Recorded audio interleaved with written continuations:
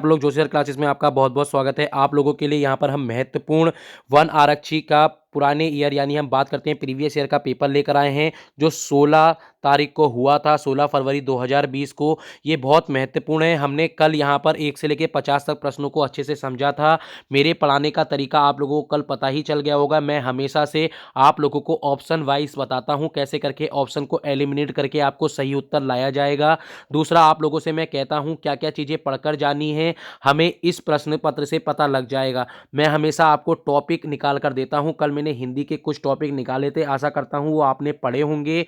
जिन विद्यार्थियों ने अच्छे से पढ़ा होगा इस बार उसका एग्जाम जरूर क्लियर हो जाएगा। दूसरा, आप लोगों को मैं बताना चाहता हूं आज 14 नवंबर है, जवाहरलाल नेहरू जी का जन्मदिन है और उनका एक कथन है, अज्ञानता हमेशा बदलाव से डरती है। तो याद रखना, आप लोगों के पास अगर ज्ञान होगा तो आप बदलाव यानी चेंज ला सकते हैं, आपको डर नहीं लगेगा। ये चीज़ आपको पता होनी चाहिए। कहीं से भी आपको ज्ञान प्राप्त हो रहा हो, वो अच्छा ज्ञान है या बुरा ज्ञान है, इस चीज़ का समझ आपको तभी आएगा जब आपको अच्छा ज्ञान प्राप्त होगा।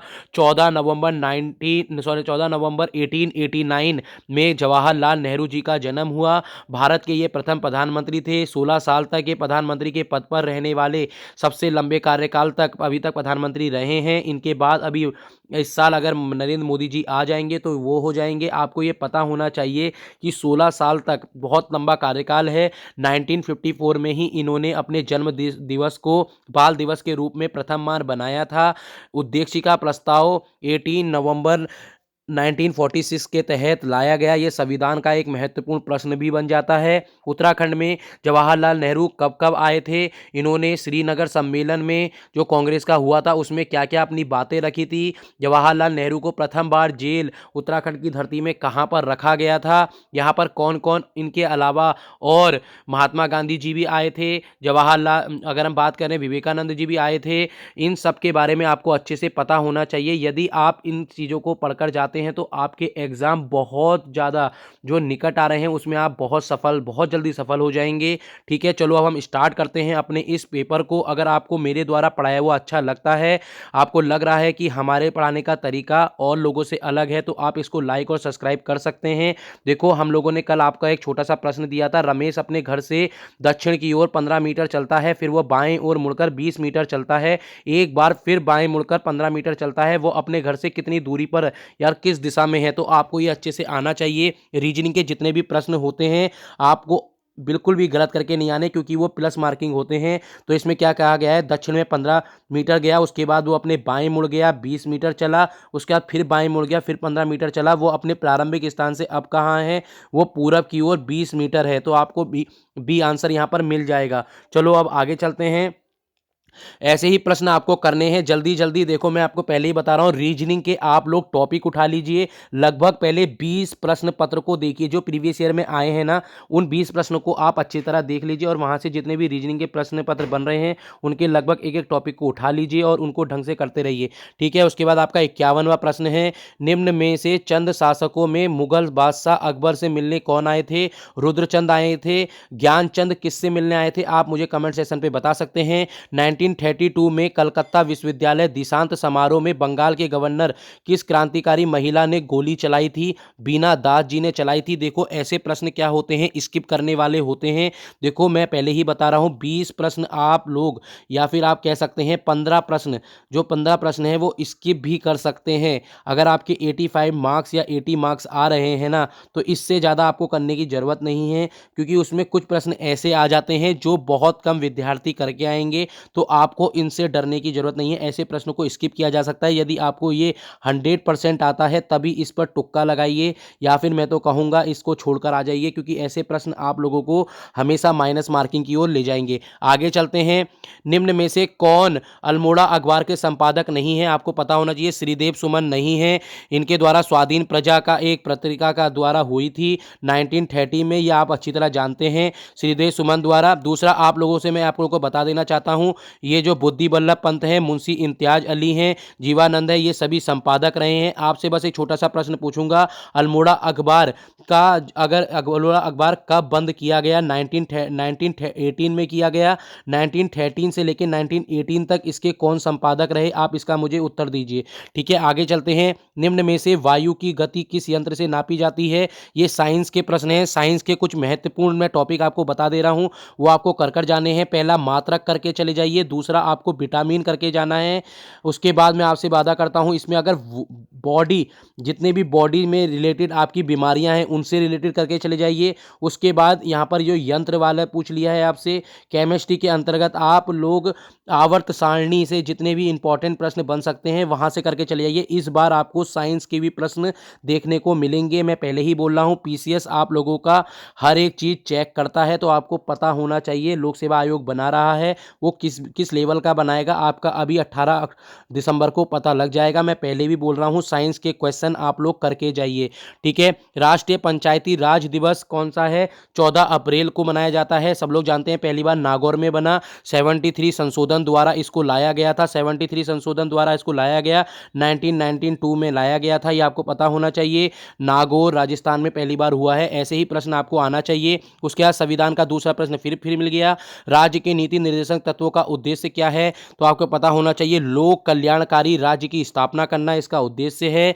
अगर मैं बात कर लूं यहां से हमने क्या सीखा, यहां से हम लोगों ने सीखा है 35 यानी 36 से लेके 51 तक आपके जो आर्टिकल हैं वो राज्य के नीति निर्देशक तत्वों में आते हैं। भाग 4 ये इसी के अंतर्गत आता है। इसके बाद भाग 4A वो आपका मौलिक कर्तव्य जिसको फंडामेंटल ड्यूटीज कहते हैं, जो 11 होती हैं। शिक्षा के लिए 86वां संशोधन जो हुआ था वो इसी के लिए हुआ था, जिसमें हमने 14 साल से लेकर कारखानों में जो काम कर रहे हैं उन बच्चों के लिए या फिर शिक्षा के लिए, याद रखना 14 साल तक जो बच्चों को शिक्षा दी जाएगी उसके लिए यहाँ पर किया गया था। देखो यही चीज़ें मेन इंपॉर्टेंट हैं, आप लोगों को ये सारी चीज़ें मुँह जबानी याद होनी चाहिए। अस्कोट वन्य जीव विहार संरक्षित है, आपको पता होना चाहिए, कस्तूरी मृग के लिए है। अभी हम बात करेंगे आपसे काचुली खर्क की, तो ये आपको पता होना चाहिए ये कहाँ पर है, रुद्रप्रयाग चौपता में है।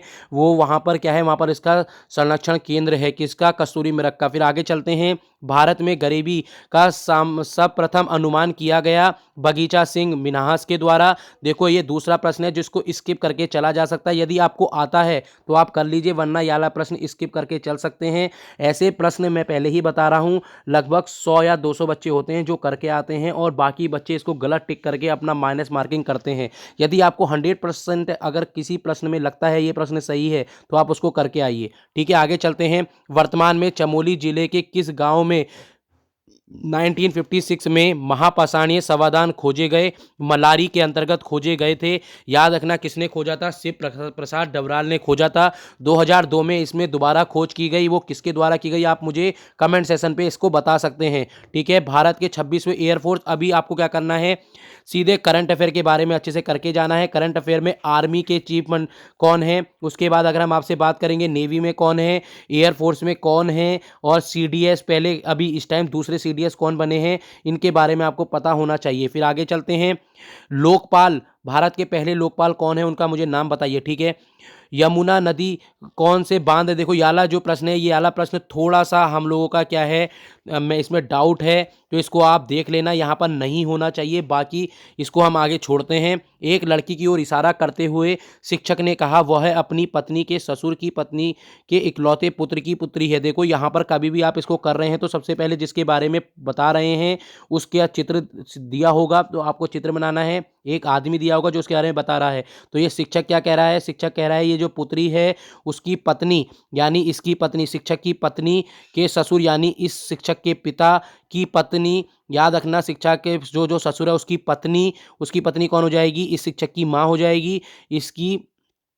इसके इकलौते बेटे यानी इसका इकलौता बेटा कौन है, शिक्षक ही हो जाएगा। उसकी पुत्री यानी उसकी पुत्री कौन होगी, उसकी इकलौती पुत्री, इसकी इकलौती पुत्री की बात चल रही है तो यही हो जाएगी। तो आपको पता होना चाहिए ये पुत्री की बात कर रहा है, तो यानी इन दोनों की ये पुत्री है। तो यहाँ पर क्या पूछा गया है, लड़की का शिक्षक से क्या संबंध है? सिंपल सी बात है, शिक्षक से क्या संबंध है, तो यानी लड़की के बारे में पूछ रहे हैं तो आपको पता होना चाहिए पुत्री। अगर यहाँ पर पूछते शिक्षक का लड़की से क्या संबंध है, तब शिक्षक के बारे में पूछेंगे तब पिता हो जाएगा।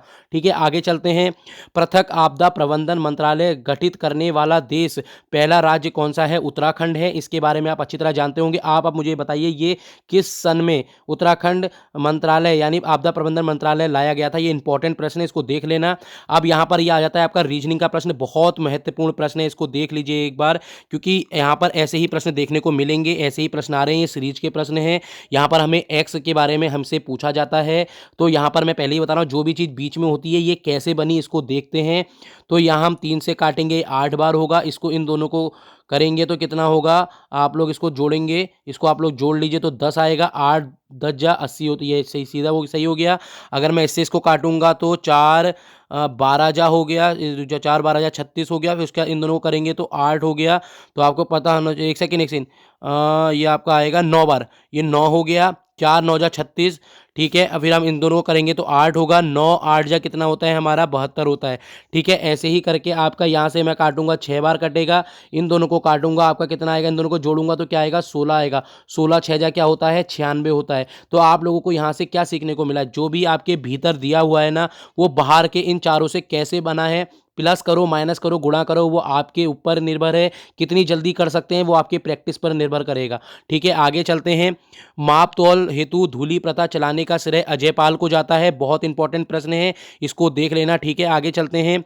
तृतीय अंग्रेज मराठा युद्ध, आप लोगों को क्या करने हैं? सारे मराठास जितने युद्ध हुए हैं, जितने मैसूर के युद्ध हुए हैं, जितने सिख युद्ध हुए हैं, वो सारे के सारे किन किन के बीच हुए हैं उसको कर लीजिए। या और उसके बाद यहाँ पर कौन उस टाइम पर गवर्नर जनरल था? इसमें तो लॉर्ड हेस्टिंग था, उस टाइम कौन था वो आपको अच्छे से कर कर जाना है, ये बहुत ज़्यादा इंपॉर्टेंट है, इन सब के बारे में पढ़कर जाना है। देखो मैं पहले ही बता रहा हूँ, उत्तराखंड से तो आप लोगों को कुमाऊं कमिश्नर सारे पढ़ के जाने हैं, और गवर्नर जितने भी लॉर्ड्स हुए हैं इन सब के बारे में आपको पढ़कर जाना है। यहीं से आपको प्रश्न देखने को मिलेंगे इतिहास के अंतर्गत, क्योंकि प्रश्न यहीं से ही बनते हैं और यहीं पर ही कन्फ्यूजन वाले प्रश्न आपको नहीं हो रहे होते हैं, तो यहीं से प्रश्न आते हैं। तो आपको ये दोनों चीज़ें करके जानी है। फिर बता देता हूँ, कुमाऊं कमिश्नर और गवर्नर जितने भी भारतीय हमारे उसमें इतिहास के अंतर्गत आए हैं उन सब के बारे में पढ़ना है। कब से आए हैं आपको पता होगा, 1773 में हमारा रेगुलेटिंग एक्ट आ गया था। उसके बाद वहाँ से आप लोगों को पता लग गया होगा कि कैसे करके वॉरेन होस्टिंग पूरे टोटल सब कुछ बता दीजिए, जितनी भी चीज़ें हैं, कहाँ तक माउंट बेटन तक, ये आपको सारे के सारे आपको आने चाहिए, ठीक है। पूरे अच्छी तरह आपको पता होना चाहिए। काचूला खर्क मैंने अभी आपको बता दिया, कस्तूरी मृग प्रजनन और संरक्षण केंद्र है यहाँ पर, ये कहाँ पर है? चौपता रुद्रप्रयाग के अंतर्गत आता है। सिमलीपाल जीव मंडल निश्चय कहाँ है? ये उड़ीसा के अंतर्गत आता है, ठीक है। भारत में किस राष्ट्रपति के द्वारा स्वीकृति हुई? तो यहाँ पर के आर नारायण के द्वारा हुई है। ऐसे ही प्रश्न आपसे पूछ लिया जाएगा, ये किस समिति के तहत उस टाइम क्या था? यहाँ पर सब लोग जानते हैं यूपी था, यूपी में किस समिति के तहत लाया गया था? कौशिक समिति के तहत। कौशिक समिति को रखने वाले कौन थे? आप लोगों को पता होना चाहिए, मुलायम सिंह यादव जी थे जिन्होंने इसको बनाया था। यही चीज़ें मेन चीज़ें हैं। उस टाइम किसकी सरकार थी? केंद्र में कांग्रेस की सरकार थी, ठीक है। आगे चलते हैं। राज्यसभा के सभापति का चुनाव किस निर्वाचक मंडल के द्वारा हुआ है? मोस्ट इंपॉर्टेंट, किसके द्वारा किया जाता है? तो ये आपका संसद तो दोनों में दे रखा है, तो सी देखो यहाँ पर ये इंपॉर्टेंट ऐसे ही प्रश्न आते हैं। ये है समस्त सदस्य, ये इंपॉर्टेंट है, ठीक है। इसका डी हो जाएगा। निर्वाचित सदस्य इसका नहीं होगा। समस्त सदस्य जितने भी सदस्य होंगे, लोकसभा हो चाहे राज्यसभा हो, उन दोनों के सारे सदस्यों के द्वारा ही राज्यसभा के पदेन सभापति कौन होते हैं? आप लोग सब जानते हैं, उपराष्ट्रपति होते हैं। उनके बारे में यहाँ पर दिया गया है, ठीक है। अगर हम बात कर लेते हैं, बिचेंद्री पाल माउंट एवरेस्ट कब पर चढ़ी थी? 1984 में चढ़ी थी। आगे कर लेते हैं, भारत के श्वेत क्रांति के जन्मदाता कौन है? श्वेत से आप लोग समझ चुके होंगे, दुग्ध क्रांति की यहाँ पर बात चल रही है। यहाँ पर अगर आप लोग देखेंगे तो कौन थे, आप मुझे बता सकते हैं? वी कुरियन थे, आप लोग सब जानते होंगे। देखो ऐसे ही प्रश्न आपको यहाँ पर देखने को मिलेंगे, ठीक है। मेन चीज़ आप लोगों को कैसे करके जानी है, इन सब पे आप लोगों को पहले से ही पता होना चाहिए, ठीक है। आगे चलते हैं, आगे देखेंगे तो इसमें चौफुला आ जाएगा। चौफुला क्या है? आभूषण है, अभिलेख है, नृत्य है, गुफा है। तो मैं पहले ही आपको यहाँ से बता देना चाहता हूँ, आपको सारे आभूषण करके जाने हैं, पहली बात तो, ठीक है। आपको सारे अभिलेख जितने भी हैं इतिहास में वो सब करके जाने हैं। नृत्य जितने भी हैं वो सब करके जाने हैं। जितनी गुफाएं हैं आप लोगों को पता होगा, ग्वारखा उडियार गुफा, या फिर आप लोगों के बारे में जितनी भी इंपॉर्टेंट गुफाएं हैं उन सब के बारे में करके जाना है, जो इतिहास के अंतर्गत है। अब यहाँ पर आपसे चौफुला पूछ रहा रहा है। चौफुला क्या है आप लोगों का, ये एक नृत्य हो जाएगा, इसको देख लेना, सी इसका आंसर होगा। ठीक है, आगे चलते हैं। सन 2019 में ये आपका इंपॉर्टेंट क्वेश्चन है, गुरु नानक देव जी की कौन सी जयंती बनी थी। देखो ये उस टाइम की बात है। अभी फिर आप लोगों को, अब यहाँ पर आप लोग देख सकते हैं 2022 की अभी हाल ही में बनी है। ठीक है, 2019 से 2020 आ गया, फिर 2021 आ गया, 2022 आ गया। आप लोगों को पता होना चाहिए उस टाइम पर कौन सी बनी थी, उस चीज़ पर हम चर्चा करते हैं। उस टाइम पर 500 कौन सी थी आप लोगों की, 550वीं थी।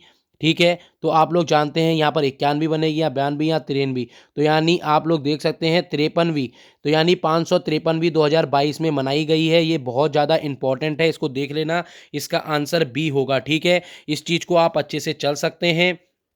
अगर मैं आपसे कहूं कि अगला क्वेश्चन क्या है हमारा, उत्तराखंड उच्च न्यायालय नैनीताल में निम्न में से किस ग्लेशियर को जीवित प्राणी का दर्जा दिया गया है। मोस्ट इंपॉर्टेंट क्वेश्चन है, इस चीज़ को आप देखकर जाना। मैं पहले ही बोल रहा हूं, गंगोत्री ग्लेशियर को कहा गया है, और ये कब रखा गया, ये भी आपके लिए बहुत ज़्यादा इंपॉर्टेंट है। इस चीज़ को आप समझ सकते हैं, कब रखा गया है इस चीज़ को। देखो 2017 में ये मिला है।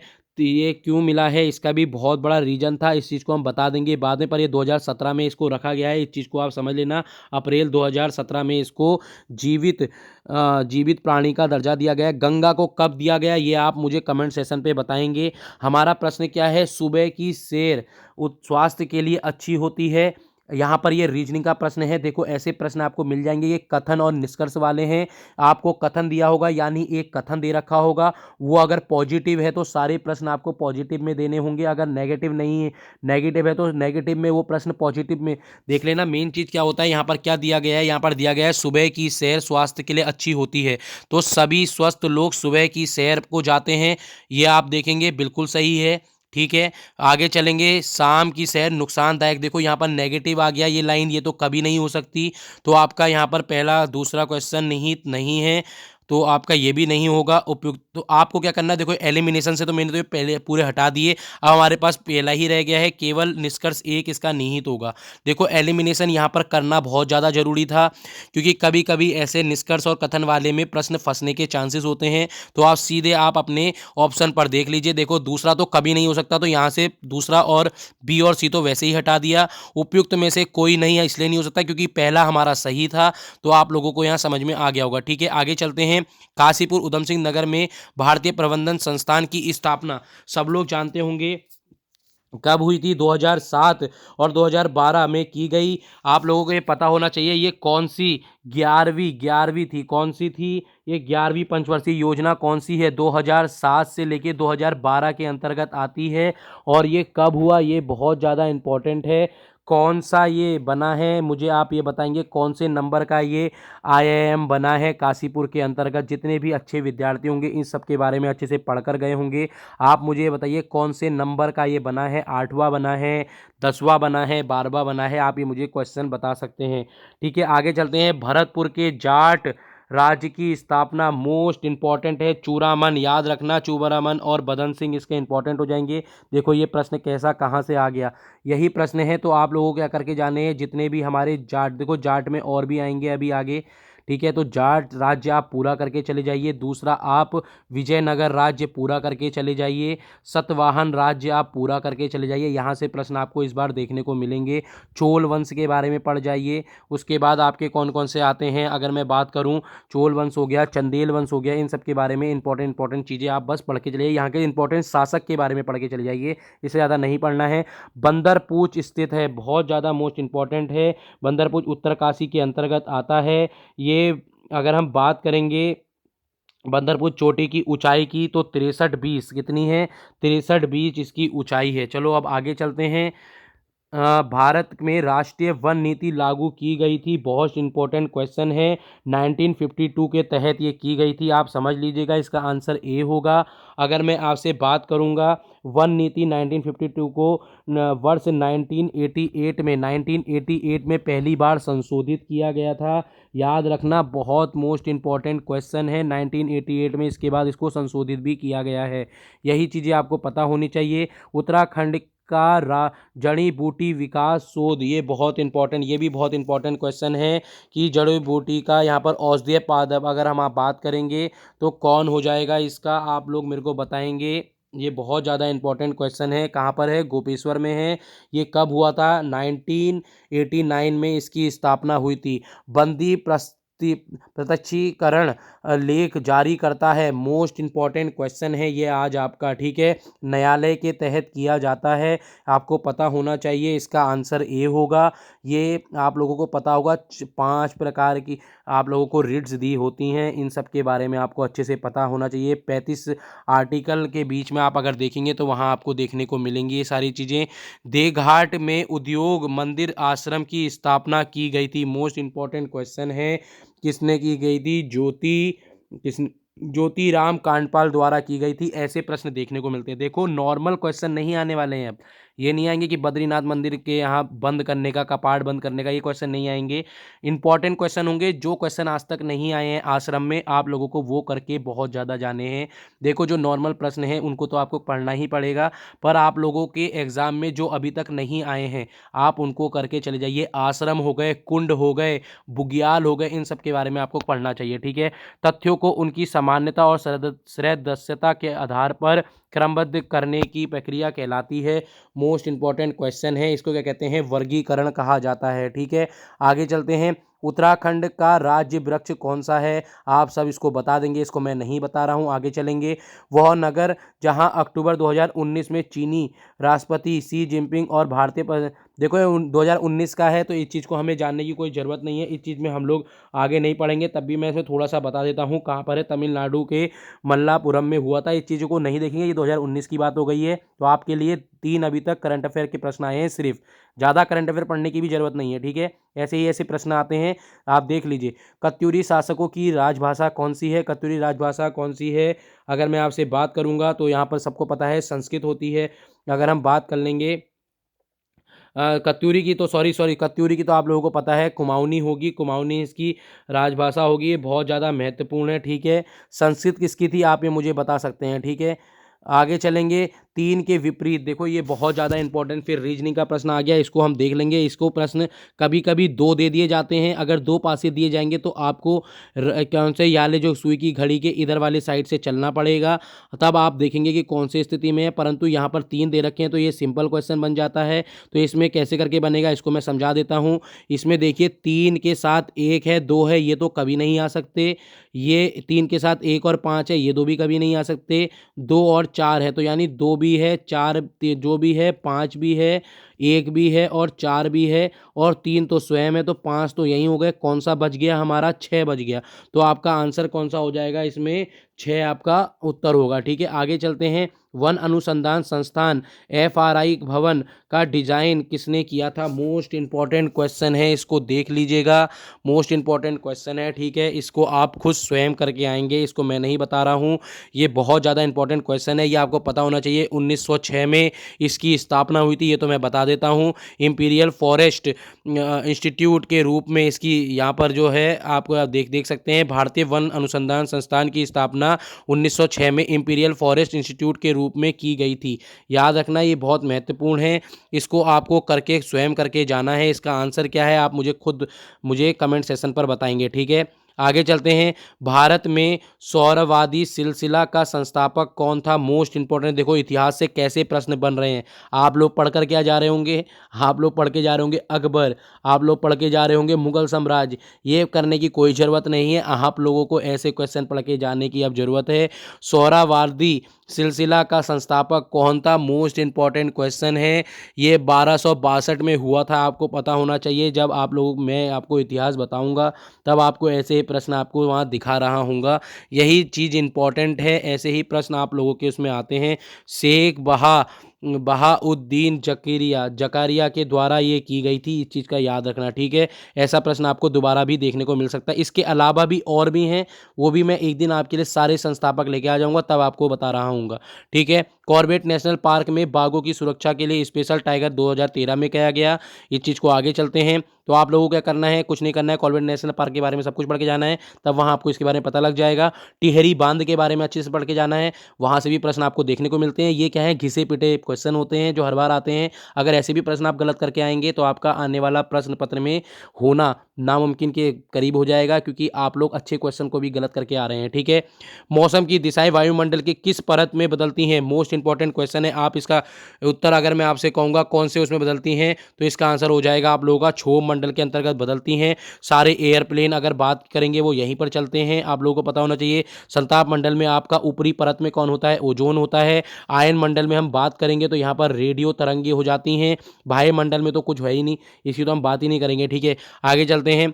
यशोधर मठपाल का नाम किस विधा से जुड़ा हुआ है? मोस्ट इंपॉर्टेंट क्वेश्चन है, किससे जुड़ा हुआ है? इसका आंसर हो जाएगा चित्रकला से। ठीक है, ऐसे ही आपको पता होना चाहिए। यशोधर मठपाल एक भारतीय पुरातात्विक चित्रकार, क्यूरेटर, गांधीवादी और रॉक कला से संबंधित है। याद रखना कौन सी कला, रॉक कला। ये बहुत इंपॉर्टेंट प्रश्न है, इसको देख लेना।